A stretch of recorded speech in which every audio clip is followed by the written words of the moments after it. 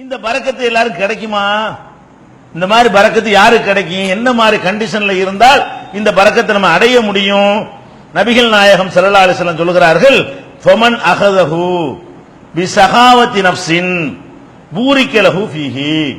ஒரு மனிதனுக்கு செல்வம் வரும் பொழுது அதை அவன் எப்படி எடுத்துக்கொள்ள வேண்டும் என்று சொன்னால், அதை ஒரு பேராசையோட ஒரு வெறியோடு அதை பெற்றுக்கொள்ளாமல், வந்தா வரட்டும் வராட்டி போகட்டுங்கிற மாதிரி ஒரு தோரணையில அந்த பணத்தை ஒருவன் பெற்றுக்கொண்டானேயானால் அவனுக்கு அதுல பரக்கத்து செய்யப்படும்.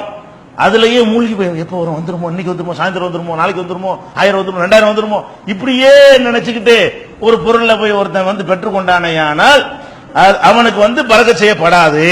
ரசூல் ஸல்லல்லாஹு அலைஹி வஸல்லம் பிரிக்கிறாங்க.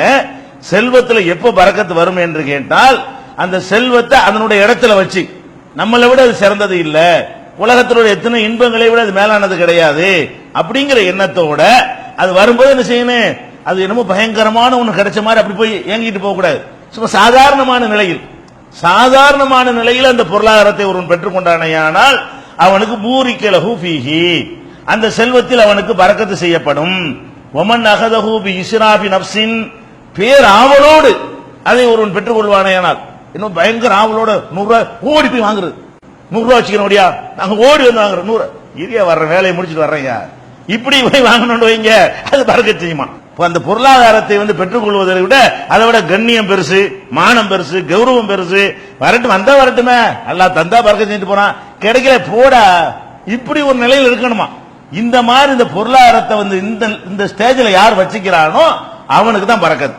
இந்த பாக்கியத்தை எல்லாருக்கும் நல்லா தரமாட்டான். மனசுல இந்த நிலை இல்லாதவர்களுக்கு அந்த பாக்கியம் இல்லாம அந்த காசோட கிடந்து சாவு, அதுவா நீ நான் பாத்துக்கிடுவோம் அப்படின்னு நல்லா விட்டுருவான். அதனால நம்ம என்ன செய்யணும், அந்த பேராவல் கொள்ளக்கூடாது. ஒரு ஆசை இருக்கலாம் அப்படி வச்சுக்கணுமே தவிர, ஓவர் அதுல போய் வெறி கொண்ட மாதிரி நம்ம அலைஞ்சு போய் அந்த பணத்துக்கு அலைஞ்சோம்னு சொன்னா, அப்படி அந்த பணத்தை பெற்றுக்கொண்டோமையானால் நமக்கு என்ன செய்யாது, அதுல பரக்கத்து கிடைக்காது. இது புகாரியில 1472வது ஹதீஸ், 2750வது ஹதீஸ், 3143வது ஹதீஸ், 6441வது ஹதீஸ், இதை எல்லாம் பார்க்கலாம். அப்ப ஃபர்ஸ்ட் என்னன்னு கேட்டா, ஒரு பொருளை நமக்கு ஒருவர் தருவதாக சொன்னால் அதை வாங்க போகும் பொழுது இப்படி கூணி குறுகி அப்ப நீ அடிபட்டு போயிட்டார்.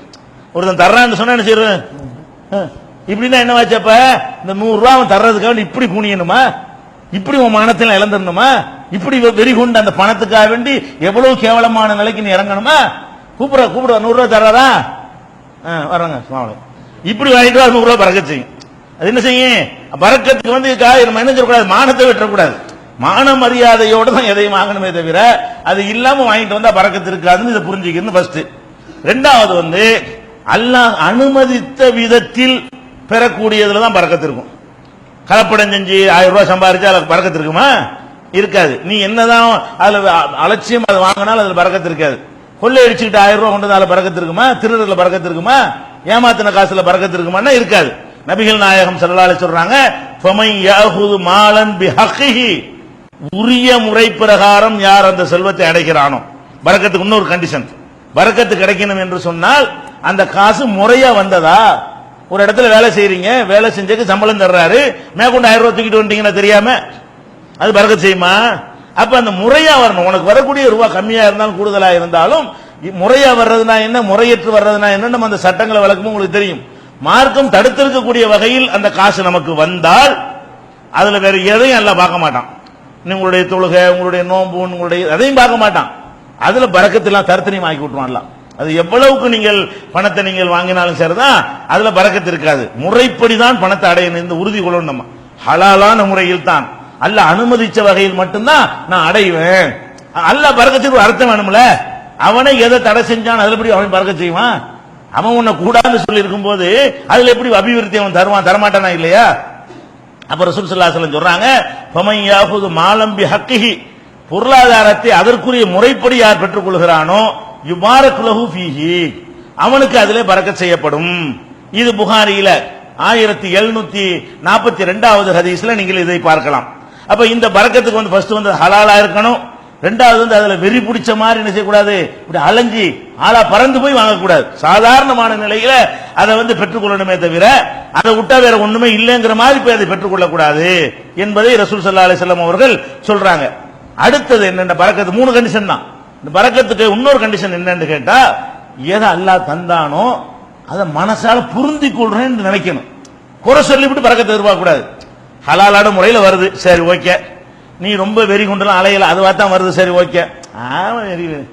வெறி அல்லாஹ் என்ன செஞ்சுட்டான் நமக்கு, இந்த அவனுக்கெல்லாம் நல்லா கொடுத்துட்டு எனக்கு மட்டும் இப்படிங்க பரக்கத்து இருக்குமா? இருக்காது. அந்த ரெண்டு கண்டிஷன் கரெக்டா இருந்தாலும் மூணாவது கண்டிஷன் என்ன, அதுல திருப்தி அடையணும். சரி அல்லாஹ் இதுதான் நமக்கு தந்திருக்கிறான், இது அல்லாஹ் தந்தால் இதை நம்ம தேவையை நிறைவேற்றுவான், கண்டிப்பா இதுக்குள்ள அவன் நமக்கு வந்து எல்லா காரியத்தையும் பூர்த்தி செய்வான்.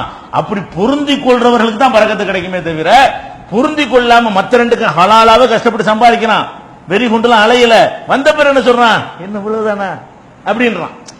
வரி கையில கிடைச்ச பொண்ண 100 ரூபா தானா, 50 ரூபா தானா, 1000 ரூபா தானா அப்படின்னு நினைச்சான்னு வைங்க, அதுல அல்ல பறக்க செய்ய மாட்டான். அப்ப அந்த ரூபா தான் எல்லாம் நினைக்கிறேன் நீ.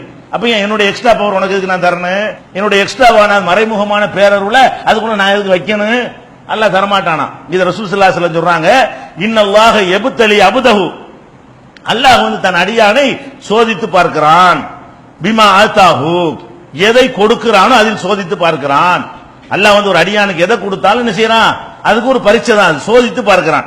ஃபமன் ரலிய பிமா கஸமல்லாஹ், அல்லாஹ் பங்கிட்டு கொடுத்ததை எவன் பொருந்தி கொள்கிறானோ, உங்களுக்கு 100 அவருக்கு 50 பொருந்தி கொள்ளணும், இவருக்கு 1000 உனக்கு 50 பொருந்தி கொள்ளணும், அவருக்கு 1 லட்சம் உனக்கு 5000 பொருந்தி கொள்ளணும், 1 லட்சம் உள்ளவன் அதை பொருந்தி கொள்ளணும், 5000 தந்தவன் என்ன செய்யணும், அதை பொருந்தி கொள்ளணும். அல்லாஹ் அதிகமா கொடுத்தவர்களுக்கும் பரக்கத்து உண்டு. கொஞ்சத்துக்கு தான் பரக்கத்து நினைக்காதீங்க, கோடிக்கணக்கில் கொடுத்தும் அதுல என்ன செய்வான், அல்லாஹ் பரக்கத் செய்வான். 1 கோடி வந்து 10 கோடி வேலையை செய்யும். அப்ப அல்லாஹ் எதை பங்கு போட்டு நமக்கு தருகிறானோ அதில் பொருந்தி கொள்வார்களேயானால் பாரக்கல்லாஹு லஹு ஃபீஹி, அதில் தான் அல்லாஹ் அவனுக்கு பரக்கத் செய்வான். மனசுல தான் எல்லாம் அடங்கி இருக்கு. பாத்தீங்கன்னா இந்த பரக்கத்து எங்க அடங்கி இருக்குது, மெட்டீரியல்ல இல்ல பரக்கத்து, மனசை நம்ம எப்படி வச்சிருக்கிறோங்க பொறுத்தா அந்த பரக்கத்து நமக்கு கிடைக்கும். அப்ப நம்ம என்ன செய்யணும், அல்லாஹ் நமக்கு எதை தந்தானோ சரி, அல்லாஹ் தர்றோம், விவரமான ஆள் தானே தர்றோம், அவனுக்கு எல்லாம் தெரியுமா இல்லையா, நம்ம தேவை தெரியுமா இல்லையா, நம்ம கஷ்டம் தெரியுமா இல்லையா, அவன் தான் நமக்கு பங்கு வச்சு தர்றான். அப்ப நம்ம கேட்காமல எல்லாம் விளங்கி இருக்கிறவன் இவ்வளவுதான் உனக்கு தர்றான்னு சொன்னா அதுல காரியம் நிறைவேறும். அவன் தந்தா கரெக்டா தருவான், அவன் தப்பா தரமாட்டான். அப்படி நினைச்சு சொன்னா அது நான் யாருன்னு எல்லாம் காட்டிடுவான். அந்த இடத்துல என்ன செய்வான், இப்படி நினைச்சீல இந்த பாடுற காட்டுறேன், அந்த காசுக்குள்ள ஒரு தேவையை பூர்த்தி பண்ணி காட்டுறேன்னு சொல்லி அல்லாஹ் அதுல பரக்கத் செய்வான். வஸ்ஸாஹு, அதை தாராளமா விசாலமாக ஆக்கி விடுகிறான். ஒமல்லம் எர்ல, யார் வந்து அல்லாஹ் கொடுத்ததில் திருப்தி அடையவில்லையோ லம் யுபாரக் லஹு ஃபீஹி, அதுல அவனுக்கு பரக்கத் செய்யப்படாது. அந்த காசுல என்ன கிடைக்குமோ அதுதான் கிடைக்கும், என்ன கிடைக்குமோ அதோட கம்மியா தான் கிடைக்கும். அது கிடைச்சா கூட பரவாயில்ல, 10,000 ரூபாயில என்ன நடக்கும் அது நடக்காது. உன் 10,000 ரூபாய் வெறும் 1000 ரூபாய் விலையத்தான் செய்யும், உன் 10,000 ரூபாய் 500 ரூபாய் விலையத்தான் செய்யும். அதே நேரத்தில் நீ புரிஞ்சு கொண்டாயானால் உங்ககிட்ட 500 ரூபாய் 10,000 ரூபாய்க்கு உள்ள ரிசல்ட் என்ன செய்யும், தரும் என்று நபி ஸல்லல்லாஹு அலைஹி வஸல்லம் அவர்கள் இந்த 3 கண்டிஷன் நமக்கு சொல்றாங்க பரக்கத்துக்கு. இது வந்து முஸ்னத் அகமது நூல்ல 19398வது ஹதீஸாக பதிவு செய்யப்பட்டிருக்கிறது. இதெல்லாம் ரசூல் ஸல்லல்லாஹு அலைஹி வஸல்லம் அவர்கள் நம்ம உள்ளதை கொண்டு போதுமாக்குவதற்கு சொல்லித்தர ஒரு வழி. உள்ளதை கொண்டு போதுமாக்குறது முடியாதுல மனுஷனுக்கு, கம்மின்னு தெரியுது, அது எப்படி போதும்னு ஆக்குறதுன்னு நினைச்சீங்கன்னா இப்படி நினைச்சு பாருங்க.